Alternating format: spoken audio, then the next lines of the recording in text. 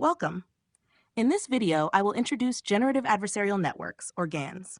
We will build up from autoencoders and variational autoencoders, then move into the GAN architecture, the adversarial training process, the loss function, common training problems, and a few visual examples.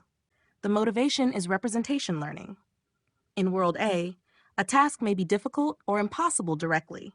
If we encode the problem into World B, the task may become possible. After solving it there, we decode the solution back. This is the intuition behind using latent spaces. An autoencoder takes input data, compresses it through an encoder into latent space, and reconstructs it through a decoder. The important idea is that latent space becomes a compact representation of the original data. It is somewhat understandable, so we can convert complex data into a simpler internal form. This slide shows latent space in an autoencoder. The data forms clusters, but the space is not necessarily smooth or continuous. Points between clusters may not decode into meaningful outputs. A variational autoencoder, or VAE, improves this by organizing latent space into a more structured distribution. Instead of encoding each input as only one point, it learns a probabilistic representation. Here, the VAE latent space looks smoother, with regions corresponding to different data groups. This makes it easier to sample from latent space and generate new examples. In a VAE, the encoder defines latent state distributions using a mean and variance. Then the model samples from those distributions and sends the sample through the decoder. This is what makes the VAE generative. A generative model creates new samples that resemble the training data. For a VAE, generation happens by sampling from latent space and decoding the sample into data. Now we transition from VAEs to GANs. GANs also generate data from a latent input, but the training method is different. Instead of reconstruction, GANs use competition. Start with the autoencoder structure: encoder, latent space, and decoder. The encoder compresses data, and the decoder reconstructs it. If we focus on the decoder side, we can think of generation as taking a latent input and producing data. GANs use this idea, but replace the encoder-decoder training setup with an adversarial setup. A GAN has two networks. The generator takes random noise and produces fake data. The discriminator examines data and decides whether it looks real or fake. The discriminator also receives real data from a database. These real samples represent the distribution that the generator is trying to imitate. Now the discriminator receives both real data from the database and fake data from the generator. Its job is to tell them apart. The discriminator outputs a true or false style decision. In practice, this is usually a probability. Close to 1 means real, and close to 0 means fake. If the discriminator is stronger than the generator, it can detect fake samples easily. Then the generator receives feedback and needs to improve. If the generator becomes stronger than the discriminator, the fake data becomes convincing. Then the discriminator receives feedback and needs to improve. This completes the adversarial feedback loop. The generator tries to fool the discriminator, while the discriminator tries to catch fake data. Training is a competition between the two. These diagrams show the same GAN idea in different forms. Random noise goes into the generator. The generator creates fake samples. Real samples and fake samples go into the discriminator. The discriminator produces a real or fake judgment, and that judgment creates the training signal. Now we move into the loss function. The next slides explain the minimax objective that controls the competition between the generator and discriminator. The GAN objective is written as min over G and max over D of V of D and G. This means the generator minimizes the objective, while the discriminator maximizes it. The discriminator maximizes the objective because it wants to correctly classify real and fake data. The generator minimizes the objective because it wants its fake data to be classified as real. The first expectation is over real data from the true data distribution. This term is log of D of X, where X is a real sample. The discriminator output can be interpreted as real or fake. If D thinks the data is real, its output should be close to 1. If D thinks the data is fake, its output should be close to 0.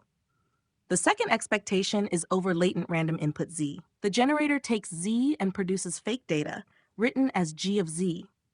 The discriminator then evaluates that generated data. The full objective has two parts. Real data should make D of X close to 1, and fake data should make D of G of Z close to 0 for the discriminator. At the same time, the generator wants the opposite for its fake samples.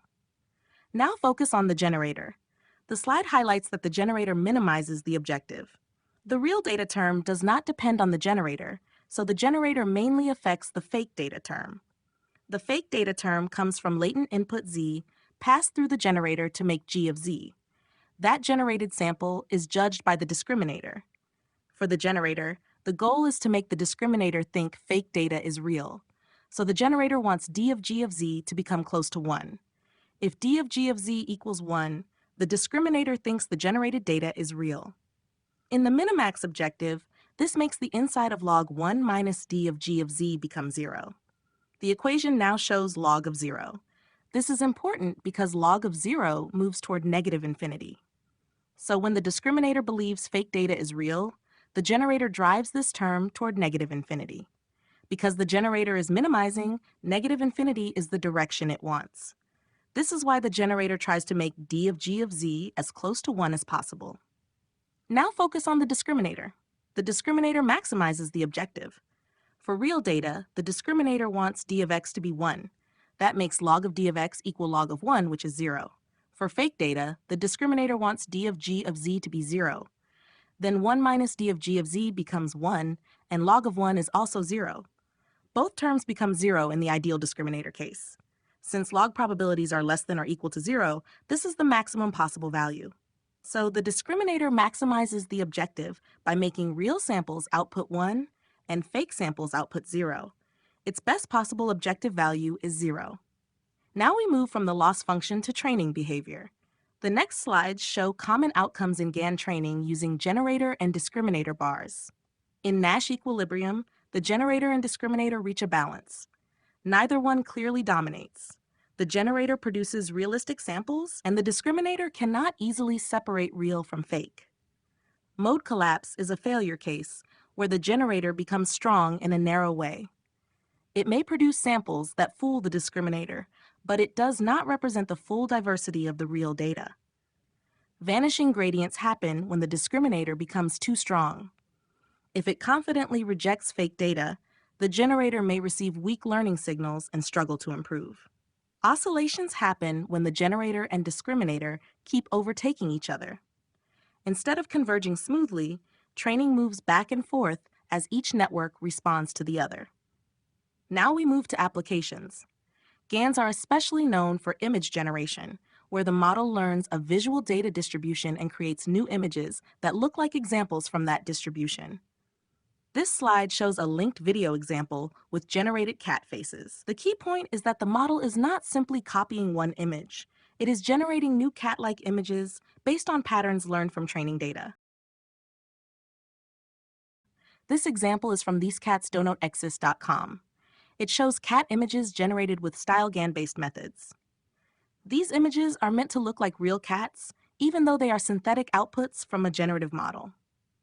To summarize, autoencoders introduce latent representations, VAEs make latent spaces smoother and generative, and GANs use adversarial training. A generator creates fake data from random noise, while a discriminator tries to distinguish fake data from real data. When training works well, the generated data becomes realistic enough that the discriminator cannot confidently tell the difference. Thank you, and I'm happy to take questions.